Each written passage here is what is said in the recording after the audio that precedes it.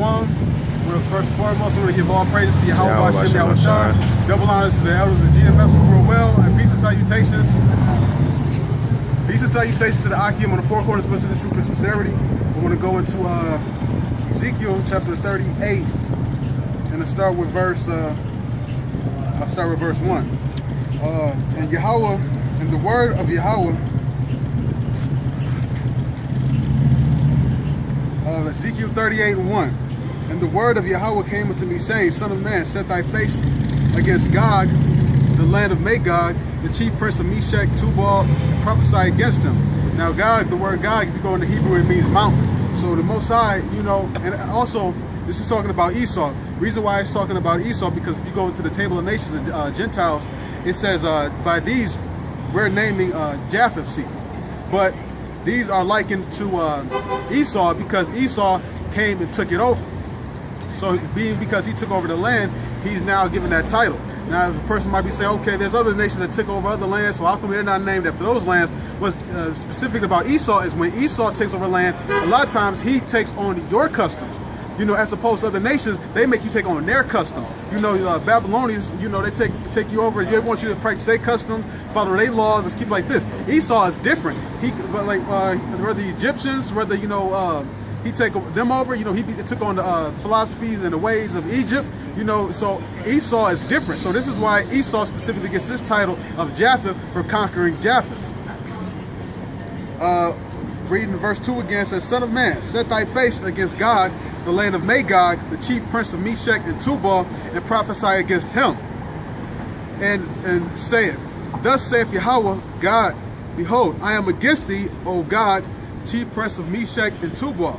So the Most High said he's against you, you know, because you might get the impersonation or impression that, oh, the Most High, you know, he was all with you, you know, because the Most High, you know, sent the nations, which are the Gentiles, to come up against us. You know, so the Most High is necessarily specifying that I'm not with you. I'm not down with you. You're not. I didn't cast away Israel to, you know, mess with you heathens. Reading again, it says, I am against thee, O God, chief prince of Meshech and Tubal. I will turn thee back and put hooks into thy jaws. You know, so a horse, you know, putting hooks in the jaw. You know, a horse being pulled back. You know, he's being turned back, going back. You know, so Russia, you know, is going back to Gog and Magog. Magog is basically Russia. You know, so the Most High said he's going to bring Russia back into all this mess that he's in. I will turn thee back and put hooks into thy jaws, and I will bring thee forth, and all thine army, horses and horsemen, all of them clothed with all sorts of armor, even a great company with bucklers and shields, and all of them handling swords. Persia, Ethiopia, and Libya, with them all of, verse 5 again, Persia, Ethiopia, Libya, with them, all of them with shield and helmet. Also, you know, Persia is also known today as, well, amongst, you know, biblically is known as the Elamites. So Persia, Iran, Elam, it's the same thing. So the Most High is saying he's going to bring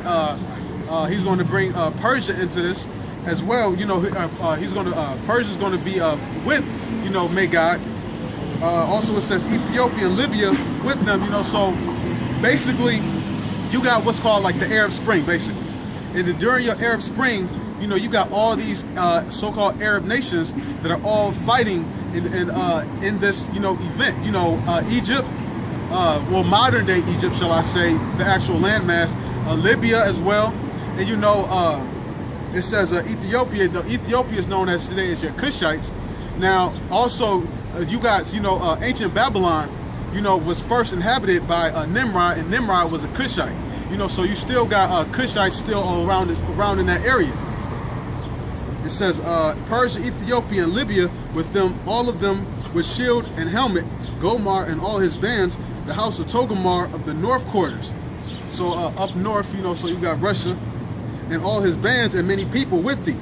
Be thou prepared, and prepare for thyself and all thy company that are assembled unto thee, and be thou a guard unto them. You know, so you got Russia, you know, these other nations, they can't really stand by themselves. So you got Russia, which is a big chief who is issuing, you know, arms, you know, food, you know, military equipment, you know, tanks, SUVs, you know, anything that they need. Mosai's be Magog is being a guard unto these other nations. Because put it like this, the war that you see in Syria, you know, this is basically a proxy war. So the only way you can have a proxy war with somebody is if you have another big person who's actually funding them. Because if you go to war with actually a small nation, that's nothing, you just take them over. But you know, when you have a proxy war, you have certain stipulations like you can't do this, you can't use this, you can't use nuclear weapons and stuff like that. You know, so you got like basically like treaties. Same thing as that with David and Goliath. You know, because when they was come out to fight, they basically were stopped the war and they said, "You bring your best fighter, I'll bring my best fighter." You know, so they actually negotiated. You know, it came to terms to say, you know, if David beats you, we get yours. If Goliath, boom, boom, boom. You know, so this is the same thing. Like you got a proxy war. You know, so they got to actually be on terms to this at this point. Verse 6. Again, Gomer and all his bands, the house of Togomar of the north courts, and all his bands, and many people with him. Be thou prepared, and prepare for thyself, and all the company that are assembled unto thee, and be thou a guard unto them. After many days thou shalt be visited in the latter years. Thou shalt come into the land that is brought back from the sword, and is gathered out of many people against the mountains of Israel, which have been always waste. But it is brought forth out of the nations, and they shall dwell safely, all of them. Verse 9, thou shalt ascend and come like a storm, and thou shalt be like a cloud to cover the land, thou and all thy bands, and many people with thee. Verse 10, thus saith Yahweh, it shall also come to pass that at the same time shall things come into thy mind, and thou shalt think an evil thought. Verse 11, the evil thought is coming up against Israel. And thou shalt say, I will go up. Verse 11, and thou shalt say, I will go up to the land of unwalled villages. I will go to them that are at ease and dwell safely, all of them dwelling without walls and having neither bars nor gates.